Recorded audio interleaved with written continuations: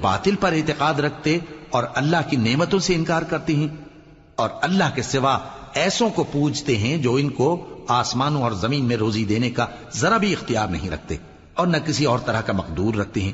تو لوگوں، اللہ کے لیے غلط مثالیں نہ بناؤ، بے شک اللہ جانتا ہے اور تم نہیں جانتے۔ اللہ ایک اور مثال بیان فرماتا ہے کہ ایک غلام ہے جو بالکل دوسرے کے اختیار میں ہے اور کسی چیز پر قدرت نہیں رکھتا، اور ایک ایسا شخص ہے جس کو ہم نے اپنے ہاں سے بہت سا مال طیب عطا فرمایا ہے اور وہ اس میں سے رات دن پوشیدہ اور ظاہر خرچ کرتا رہتا ہے۔ تو کیا یہ دونوں شخص برابر ہیں؟ ہرگز نہیں، الحمدللہ، لیکن ان میں سے اکثر لوگ نہیں سمجھ رکھتے۔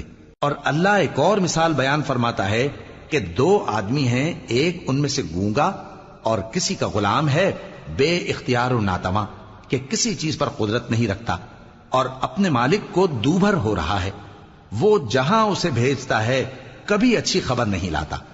کیا ایسا گونگا بہرا اور وہ شخص جو سنتا بولتا اور لوگوں کو انصاف کرنے کا حکم دیتا ہے اور خود سیدھے رستے پر چل رہا ہے، دونوں برابر ہو سکتے ہیں؟ اور آسمانوں اور زمین کا بھید اللہ ہی کے پاس ہے، اور اللہ کے نزدیک قیامت کا آنا یوں ہے جیسے آنکھ کا جھپکنا، بلکہ اس سے بھی جلتر۔ کچھ شک نہیں کہ اللہ ہر چیز پر قادر ہے، اور اللہ ہی نے تم کو تمہاری ماؤں کے شکم سے پیدا کیا اس حال میں کہ تم کچھ نہیں جانتے تھے، اور اس نے تم کو کان اور آنکھیں اور دل اور ان کے علاوہ اور اعضاء بخشے تاکہ تم شکر کرو۔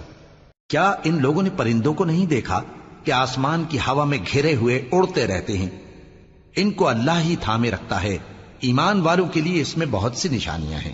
اور اللہ ہی نے تمہارے لیے گھروں کو رہنے کی جگہ بنایا، اور اسی نے چوپایوں کی کھالوں سے تمہارے لیے ڈیرے بنائے جن کو تم ہلکا پھلکا دیکھ کر سفر اور حضر میں کام میں لاتے ہو، اور ان کی اون اور پشم اور بالوں سے تم اسباب اور برتنے کی چیزیں بناتے ہو جو مدت تک کام دیتی ہیں۔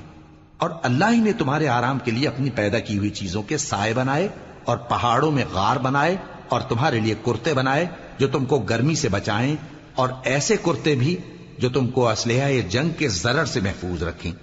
اسی طرح اللہ اپنا احسان تم پر پورا کرتا ہے تاکہ تم فرمانبردار بنو۔ بس اگر یہ لوگ روگردانی کریں تو اے پیغمبر تمہارا کام فقط صاف صاف پہنچا دینا ہے۔ یہ اللہ کی نعمتوں سے واقف ہیں مگر واقف ہو کر ان سے انکار کرتے ہیں، اور یہ اکثر ناشکرے ہیں۔ اور جس دن ہم ہر امت میں سے ایک گواہ یعنی پیغمبر کو کھڑا کریں گے، پھر نہ تو کفار کو بولنے کی اجازت ملے گی اور نہ ان کے عذر قبول کیے جائیں گے۔ اور جب ظالم لوگ عذاب دیکھ